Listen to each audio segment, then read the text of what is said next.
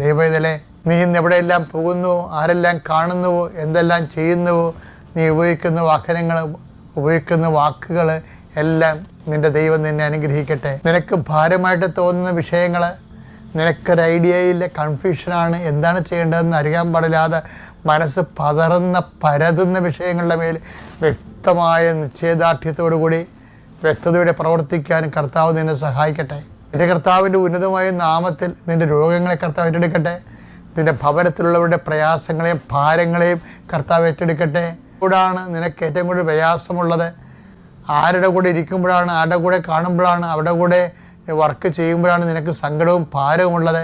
ആ വിഷയത്തിന് മേൽ നിൻ്റെ ദൈവം ഇപ്പോൾ ഇടപെടുകയും നിന്നെ അങ്ങനെ എല്ലാ തിന്മകളിൽ നിന്ന് ബന്ധിക്കട്ടെ. എൻ്റെ കർത്താവിൻ്റെ ഉന്നതമായ നാമത്തിൽ സഭയുടെ അധികാരത്തിൽ കുരിശിൻ്റെ അടയാളത്തിൽ ഇന്നത്തെ നിൻ്റെ ജീവിതം മുഴുവനും നീ രാത്രി നിൻ്റെ ഉത്തരവാദിത്തങ്ങളെല്ലാം നിറവേറ്റിക്കൊണ്ട് കിടക്കയിലേക്ക് വരുന്നത് വരെ കർത്താവിൻ്റെ ചൈതന്യം നിന്നെ നിറഞ്ഞു നിൽക്കട്ടെ. പിതാവിൻ്റെയും പുത്രൻ്റെയും പരിശുദ്ധാത്മാവിൻ്റെയും നാമത്തിൽ ആമേൻ.